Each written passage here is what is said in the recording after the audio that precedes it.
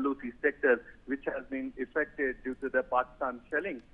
So far, the situation is still tense in the LOC areas because Pakistan has violated ceasefire violation since the Sindoor operation was launched. And right now, the people are really fearing because of these the attacks which has been done by the Pakistani army. So many houses have been destroyed in this artillery shelling, and the people still feel that the Pakistan can fire anytime. And for that measures, the administration has taken the measures, and they have brought fire engines to the Uri LOC sectors, including Kupwara, Machal and Tangdar. Nekha. All right, if you could shed more light, how is it, how have the civilians been coping? Have there been evacuation operations that have been conducted since the ceasefire that was violated by Pakistan yesterday that led to the death of many civilians as well?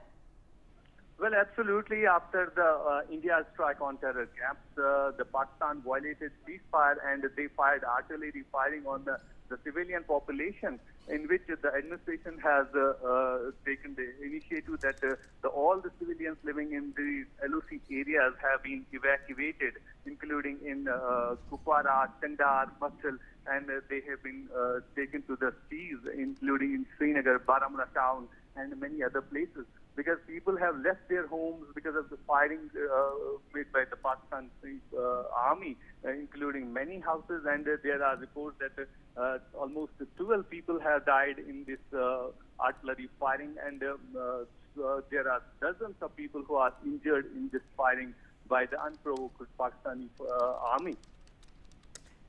Okay, stay on with me, Ashik. Thanks for giving us that information. Patik, coming back to you, ceasefire violations by Pakistan once again, fire trucks in Uri to ensure that if there was a fire in the civilian area, there were security forces, disaster management forces that were on the spot to mitigate any kind of, any kind of casualties or loss to property that may happen because of the violation. How do we tackle this now?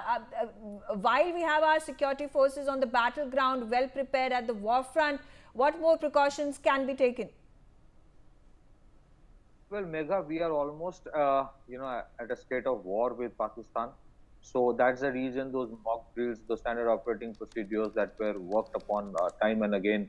That's the reason you have those agencies, whether the civil defense or the fire service or the NDRF or the state disaster response force. Everyone have their work cut out.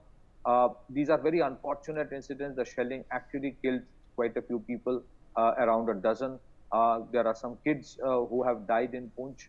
That is how Pakistan is, and because of the frustration and their total inability to counter or preempt or thwart the 24 missiles that hit those terror targets, they have resorted to shelling innocent civilians. And I think the government has given a free hand to the army to retaliate in a calibrated way as and when required, and it is going on. There has been losses on the Pakistani side as well.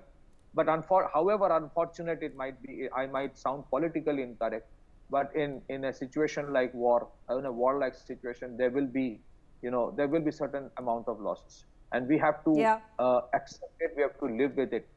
So whether it would be civilian losses or whether it would be anything else, let us take it into our stride that once we have decided that we want to permanently end this menace of terrorism, and once we have decided that we want to get into retaliation and taking it into the heart of their nerve center, which is Punjab or Pakistan, there will be certain casualties, there will be certain losses, because in a war it's not that only one side would have lost.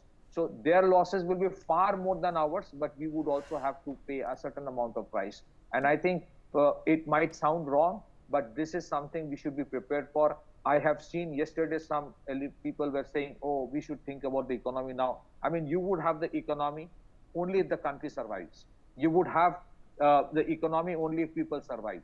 And that's the reason the army is at the forefront, paying a price.